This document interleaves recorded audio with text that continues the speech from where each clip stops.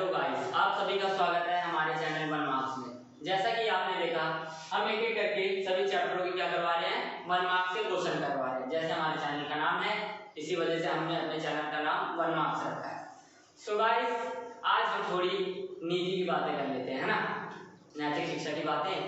जैसा कि देखो, बहुत से बच्चे ऐसे होते हैं जो 9, 10 है ना, मोस्टली 9th क्लास से ही बच्चे क्या होते हैं, हाइपर टेंशन लेने लगते हैं, है ना, टेंशन होने लगती है कि भाई अब तो पढ़ाई जमकर करनी है। सही बात है, जमकर ही करनी चाहिए पढ़ाई, है ना, क्योंकि इसी से हमारा फ्यूचर बनता है। हमारे माँ बाप जो पैसे लगाते हैं हमारे पीछे, वो भी किसी ना किसी मकसद से लगाते थे होंगे, है ना, कि हमारा बच्चा ये करके दिखाएगा, ये बनकर दिखाएगा, तो हमें भी उनके प्रति क्या होना चाहिए, उदार होना चाहिए। सो गाइस, उन्हीं के लिए आज कुछ मैं दो विचार अपने व्यक्त करना चाहता हूँ। फर्स्ट ऑफ ऑल देखो, जो बीत गया उसे याद किया नहीं करते, जो बीत गया उसे याद किया नहीं करते, और जो मिल गया उसे कभी खोया नहीं करते। जिंदगी में वही सफलता प्राप्त करते हैं जो वक्त के हालात पर रोया नहीं करते। सो गाइस, जो बीत गया उसे छोड़ो, अब आगे जो आने वाला है उसके बारे में सोचो, है ना। 10th में मार्क्स नहीं आया कोई बात नहीं भाई, बोर्ड में नहीं आया ना, 12th तो है हमारे पास, 11th तो है हमारे पास, हम और मेहनत करेंगे और अच्छे मार्क्स आएंगे, है ना। 11th में नहीं आया कोई बात नहीं, और अच्छी मेहनत करेंगे और अच्छे मार्क्स आएंगे। यही सोचकर हमें अपनी लाइफ में आगे बढ़ते रहना चाहिए। अभी नहीं हुआ भाई, तब अगली बार होगा, लेकिन हिम्मत कभी नहीं हारनी चाहिए। जिस दिन तुम हार गए अपनी हिम्मत, समझ लो उस दिन तुम फेल हो गए अपनी लाइफ में, है ना।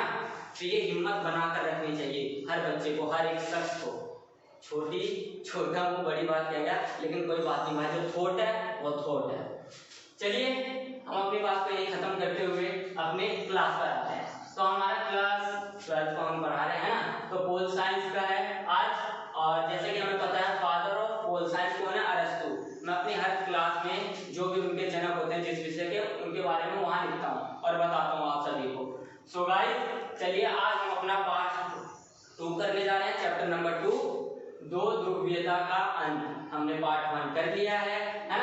सो गाइस, चलिए हम अपने पहले क्वेश्चन पर आते हैं। क्वेश्चन नंबर 1, शीत युद्ध का सबसे बड़ा प्रतीक क्या थी। जो शीत युद्ध हुआ था, पिछले चैप्टर का नाम ही शीत युद्ध था, है ना, शीत युद्ध का दौर।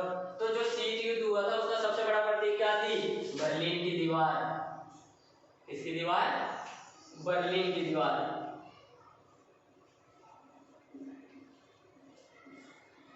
ये बंटवारे का काम कर रही थी, है ना, जर्मनी को बांट रही थी दो, एक पूर्व और पश्चिम में, है ना। और क्वेश्चन नंबर 2 इसी से मिलता जुलता है, बर्लिन की दीवार कब बनाई गई थी। अब उसका प्रतीक तो थी, लेकिन बनाई कब गई थी भाई, 1961 में, 1961 में। कितनी लंबी थी ये, 150 किलोमीटर लंबी दीवार थी ये, है ना। और क्वेश्चन नंबर 3 है, बर्लिन की दीवार को गिराया कब गया। अब बनाई है तो भाई गिरनी तो थी भाई, है ना, क्योंकि वो लोग जो जनता थी जर्मनी की, पूर्वी जर्मनी की, वो आक्रोश करने लगी थी कि नहीं ये हटाओ, हम पूंजीवाद को अपनाएंगे, है ना, क्योंकि वो विकसित होती जा रही थी विचारधारा जो अमेरिका की थी। तो ये कब गिराई गई, 1989 में, 1989 में पूर्वी जर्मनी के नागरिकों द्वारा। अब क्वेश्चन नंबर 4 है हमारा, समाजवादी सोवियत गणराज्य कब अस्तित्व में आया। जो ये समाजवादी सोवियत गणराज्य था, यूएसएसआर, कब अस्तित्व में आया ये अपने बताओ। आपको तो पता ही होगा, पता है कि नहीं पता। दोबारा क्वेश्चन रिपीट करता हूं मैं, समाजवादी सोवियत गणराज्य कब अस्तित्व में आया, कब अस्तित्व में आया था, 1917 में रूसी क्रांति हुई थी ना, उसके बाद रूसी क्रांति, 1917 की रूसी क्रांति के बाद, है ना। जो रूसी क्रांति हुई थी किसके विरोध हुई थी, अगला क्वेश्चन वही है, तो अगले में ही बताता हूं मैं ऐसे क्या एक्सप्लेन करूं।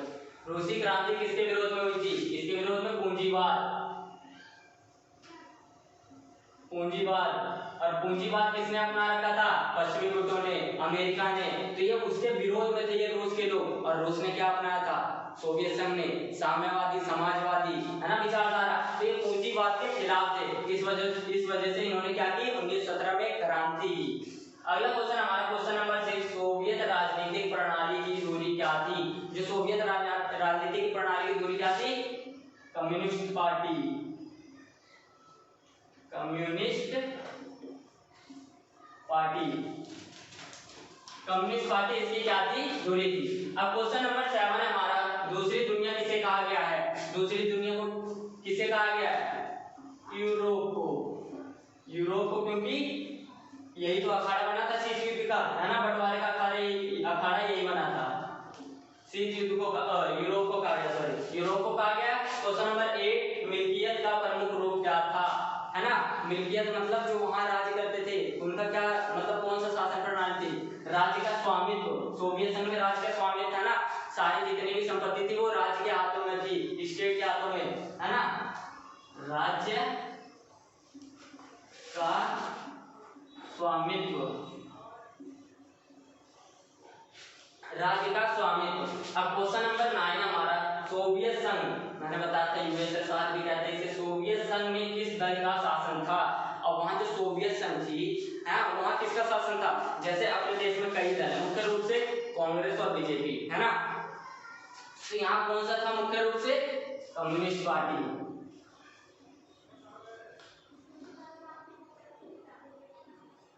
कम्युनिस्ट पार्टी या दल, कुछ भी चलो, है ना। अब क्वेश्चन नंबर 10 हमारा, सोवियत संघ कितने गणराज्यों से मिलकर बना था? जो सोवियत संघ था वो कितने गणराज्यों से मिलकर बना था? जैसे हमारा भी देश एक गणराज्य है ना, तो ये 2829 गणराज्यों से मिलकर बना है ना, तेलंगाना को बनाया गया, तो कितने? ये 15 गणराज्यों से मिलकर बना था।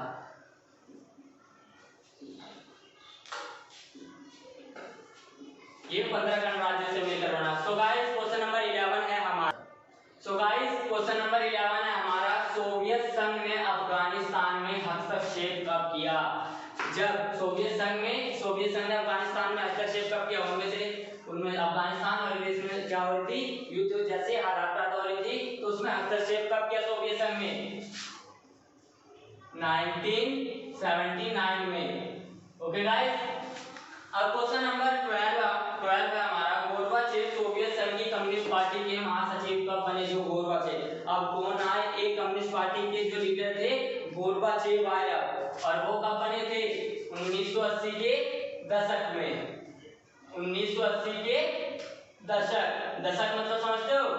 1980 के बाद, जैसे 81, 82, 90 तक, 1981 से लेकर 1990 के बीच को दशक में इंक्लूड कर दिया जाता है ना, जोड़ दिया जाता है। अब क्वेश्चन नंबर 13 हमारा, सोवियत संघ की समाप्ति की घोषणा किन राज्यों ने की? अब सोवियत संघ का विघटन होते जा रहा था, उसके क्या क्या कारण थे पता है? कि वो क्या कर रहा था, जितने भी वो अपने देश शामिल कर रहा था अपने साथ, है ना, धोखे में बढ़ चुका था, तो जितने भी पिछड़े हुए देश थे उन सबको आर्थिक सहायता पहुंचा रहा था, है, उनकी स्थिति को सुधार रहा था, तो उसके जितने भी पैसे थे, जितनी भी धन दौलत थी, वो उस पर खर्च हो रही थी। इससे क्या हुआ, उसकी आर्थिक स्थिति खराब हो गई और उसके धीरे धीरे क्या हुआ, विघटन होना शुरू हो गया। तो ये सबसे पहले किसने घोषणा की थी? रूस, बेलारूस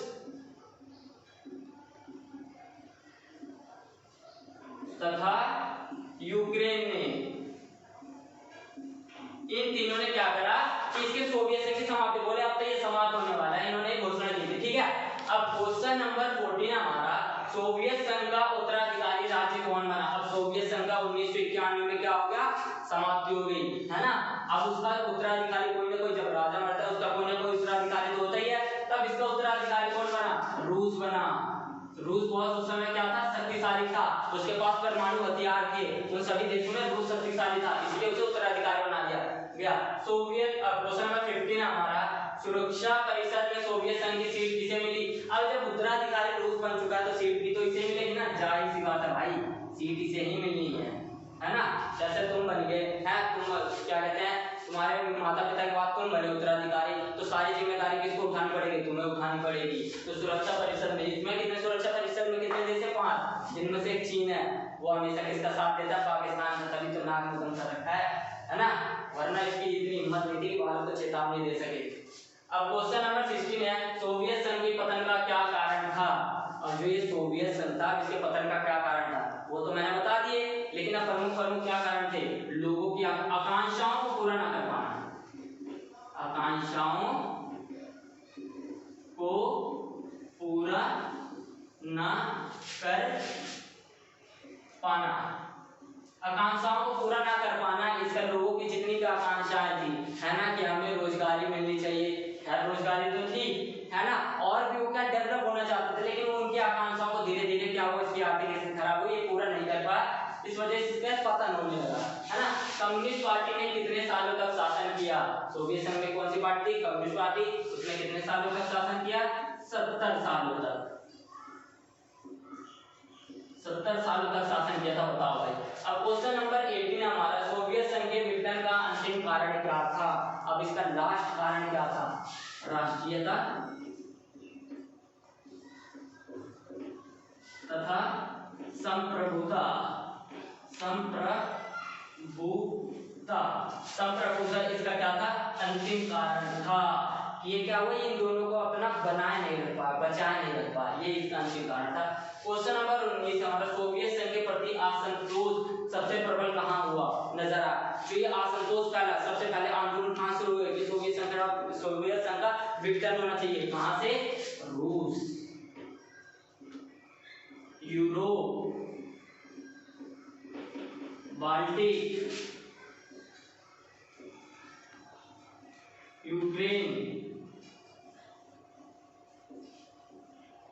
और एक और था जॉर्जिया, वहां से हुआ था इसका, ठीक है। अब सोवियत संघ के अंतिम राष्ट्रपति कौन थे। अब जो सोवियत संघ था उसका विघटन हो चुका था 1991 में, तो उसके अंतिम राष्ट्रपति कौन थे, मिखाइल गोर्बाचेव,